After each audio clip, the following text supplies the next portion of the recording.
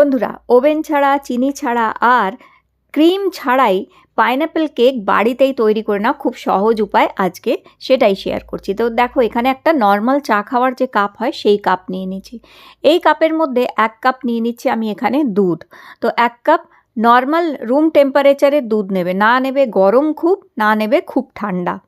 Normal দুধ 1 cup নিয়ে এর মধ্যে 1 চামচ মেশাবে সাদা ভিনিগার। ভিনিগার না থাকলে লেবুর রস 1 চামচ এই দুধের মধ্যে মিশিয়ে দেবে। এইভাবে মেশাবার পর এই দুধটা একটা সাইডে আমি রেখে দেবো এখন। এবার এই দেখো, কেক তৈরি করার জন্য বাটি নিয়ে নিচ্ছি, আর এই বাটিতে আমি পেপার লাগিয়ে নিচ্ছি। তোমরা অ্যালুমিনিয়ামের বাটি নিতে পারো, স্টিলের যে কোনো বাটি ঘরে থাকে সেটাও নিতে পারো। পেপারটা লাগিয়ে নিলে ভালো হয়, তাহলে কেক আটকায় না, সুন্দর বেরিয়ে আসে। আর যদি পেপার না থাকে, ভালো করে তেল কিংবা বাটার লাগিয়ে নেবে বাটিতে, স্টিলের অথবা অ্যালুমিনিয়ামের বাটিতে।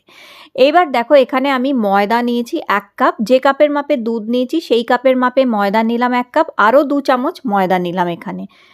এবার আমি মেশাচ্ছি এখানে 1 চামচ baking powder, 1 tablespoon baking powder, আর 1/4 টিস্পুন এখানে মেশাচ্ছি আমি বেকিং সোডা। এবার এই দুটি জিনিসকে ভালো করে ময়দার সাথে মিশিয়ে নিচ্ছি। তো এইভাবে ময়দার সাথে বেকিং পাউডার আর বেকিং সোডাটা মিশিয়ে নেবে। আর এবার যে দুধটা আমি ভিনিগার দিয়ে মিশিয়ে রেখেছিলাম, ভিনিগার না থাকলে 1 চামচ লেবুর রসও তোমরা দিতে পারো।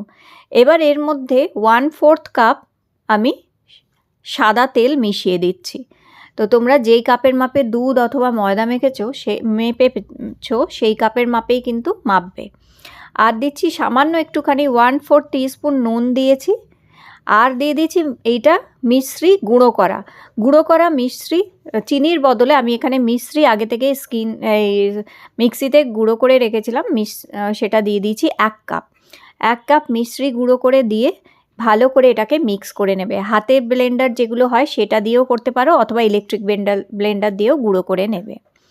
এবার দেখো, এটা পাইনঅ্যাপেল কেক, তাই এখানে আমি দিচ্ছি পাইনঅ্যাপেল এসেন্স। তো এখানে 1/4 টিস্পুন আমি পাইনঅ্যাপেল এসেন্স দিচ্ছি। পাইনঅ্যাপেল এসেন্স যদি তোমাদের কাছে না থাকে, টাটকা আনারস যদি থাকে, সেই টাটকা আনারসের রস 2 চামচ দিতে পারো। এবার আমি যেমন কি বললাম, আজকে ওভেনেও করব না আর গ্যাসেও করছি না, এটা আমি এয়ার ফ্রায়ারে করব। এয়ার ফ্রায়ারে কেকটা বেক করে নেব।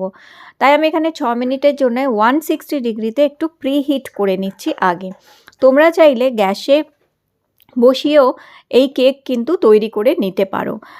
তো দেখো, এখানে যে ময়দাটা আছে, এবার সেই দুধের যে মিশ্রণটা, দুধ আর মিশ্রি গুঁড়ো দিয়ে যে মিশ্রণটা তৈরি করেছিলাম, তার মধ্যে ওই ময়দাটা, যেটা বেকিং পাউডার আর বেকিং সোডা মিশিয়ে রেখেছিলাম, সেটা আমি চেলে নিচ্ছি। অবশ্যই চেলে নেবে, তাহলে কেক খুব সুন্দর তৈরি হয়, খুব ফ্লাফি আর সফট কেক তৈরি হবে।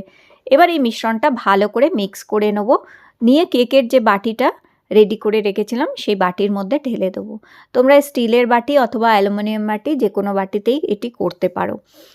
আর এইভাবে দেখো ঢেলে নিচ্ছি। আর যদি তোমরা কড়ায় করতে চাও কেকটা, তাহলে গ্যাসের আঁচ একদম কমিয়ে রাখবে। কমিয়ে রেখে একটি কড়া বসাবে, তার ভেতরে একটা স্ট্যান্ড মতন বসিয়ে দেবে, তার উপরে কেকের বাটিটা বসিয়ে একদম ঢাকা দিয়ে 30 মিনিটের জন্য বেক করে নেবে। সুন্দরভাবে কেক কিন্তু কড়াতেও, গ্যাস ওভেনেও বেক হয়ে যায়।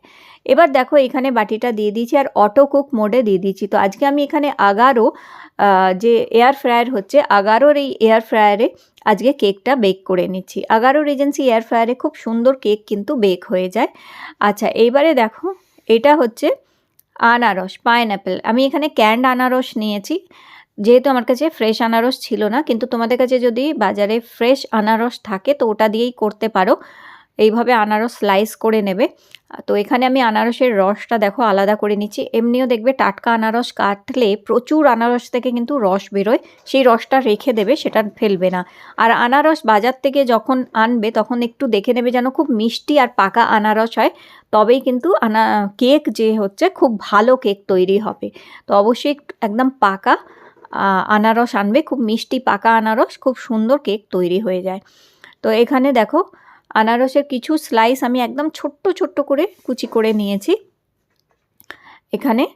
আর এরপরে আনারস, বাকি যে আনারসটা রয়েছে তার একটু বড় বড় করে টুকরো করেছি, একটু বড় করে টুকরো করে নিলাম। তো 2 রকমভাবে টুকরো করে নিয়েছি। এখানে দেখো কেক তৈরি হয়ে গেছে। আগারো রিজেন্সি এয়ার ফ্রায়ারে খুব সুন্দর কিন্তু কেক তৈরি হয় দুর্দান্তভাবে, কারণ এর টেম্পারেচারটা এত সুন্দরভাবে সেট করা আছে এর মধ্যে যে খুব সুন্দরভাবে দেখো কেকটা বেক হয়েছে। নিশ্চয়ই তোমরা বুঝতে পারছো যে কেকটা কত সুন্দরভাবে বেকিং হয়েছে এখানে। তো এই কেকটা এবার একটি ভিজে টাওয়াল দিয়ে ঢাকা দিয়ে রেখে দেবো যতক্ষণ না এটা সম্পূর্ণভাবে ঠান্ডা হচ্ছে। যখন এটি সম্পূর্ণ ঠান্ডা হয়ে যাবে তখন আধ ঘন্টার জন্য ফ্রিজে রেখে দেবে। এইবার দেখো এইখানে আমি নিয়েছি দুধের সর। আমি যেমন কি বললাম কোনো ক্রিম ব্যবহার করব না।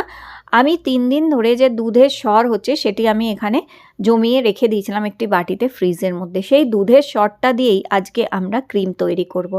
তো এইখানে দেখো আবার একটুখানি পাইনঅ্যাপেল এসেন্স দিয়ে দিচ্ছি, তো যাতে এটা সুন্দর গন্ধ হয়। যদি পাইনঅ্যাপেল এসেন্স না থাকে তোমরা এখানে ভ্যানিলা এসেন্সও দিয়ে দিতে পারো দুধের সরের মধ্যে। আর আবার থেকে যে গুঁড়ো করা মিশ্রি আমি এনে রেখেছিলাম, এটা কিন্তু চিনি না, এটা মিশ্রি গুঁড়ো করা হচ্ছে। তো ওই গুঁড়ো করা মিশ্রি আমি এখানে 2-3 চামচ দিয়ে দিয়েছি এই দুধের সরের মধ্যে। তো দুধের সর দিয়ে যখন ক্রিম তৈরি করবে, ক্রিম কিন্তু খুব বেশি স্টিফ হবে না, শক্ত হবে না, এই রকম ধরনেরই একটু যেটা হচ্ছে তৈরি হবে। তাতে বুঝতেই পারছো। তো এরকম হ্যান্ড ব্লেন্ডার দিয়ে অথবা ইলেকট্রিক ব্লেন্ডার দিয়ে দুধের সরটাকে ভালো করে ফেটিয়ে নেবে।